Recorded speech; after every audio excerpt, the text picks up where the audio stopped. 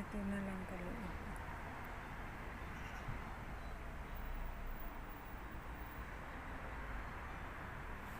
Sa bagong tirahan namin, dito na lang yung garahe. Oh, pang dalawang sasakyan na lang.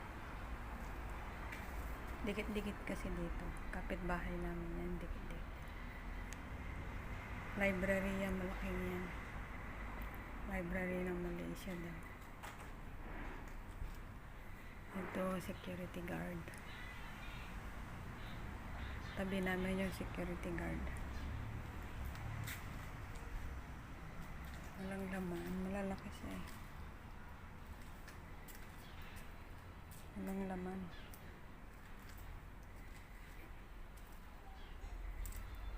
Style lang ni Bossing.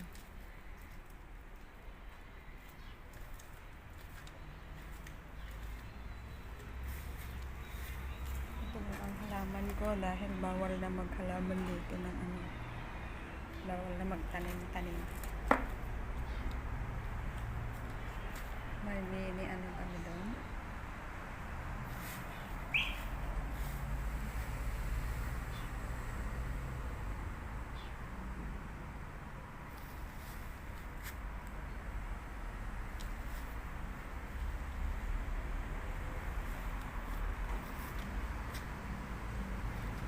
Ito na lang yung halaman ko. Nagtanim na ako ng ano, Chinese marunggay. Ito na yung halaman ko. Dahil bawal na magtanim. Ilagay ko sa paso. Ayan. Ganyan na yung halaman ko. Nakapaso. Yan. Buti daw itong mga gulay kasi nauulam.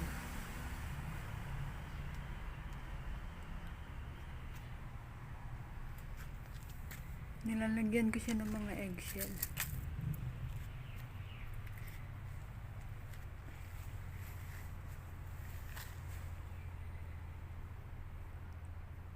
Ganito na yung bagong tirahan namin. Konting garden lang. Maliit lang na space.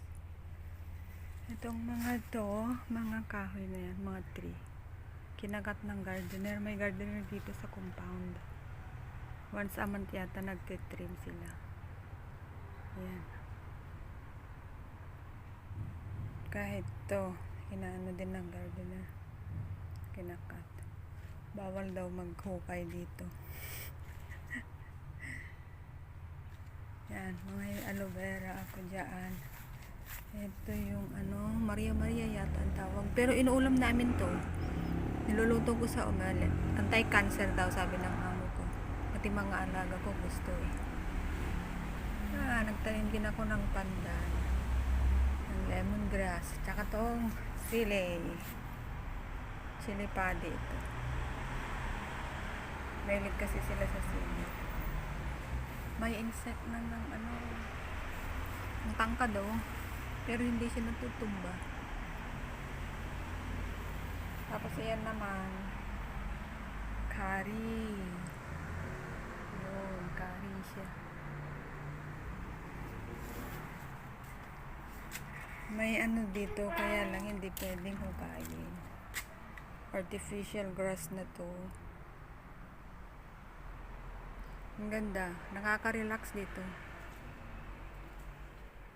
Maingay lang kasi highway na yan eh. Bakod lang yung ano, pagitan highway na yan, main road. Maingay. Pero ano, safe dito. May bakod na wire yata. Yan na may electric. Dyan sa ano, mataas yung bakod dyan. May kuryente. Dyan lang kami galing. Dyan sa bakod na yan. Isang compound din yan.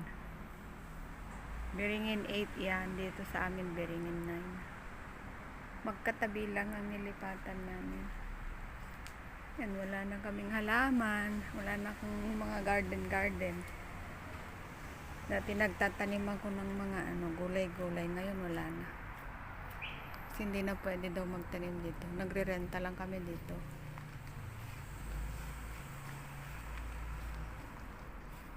Maliit lang tong bahay.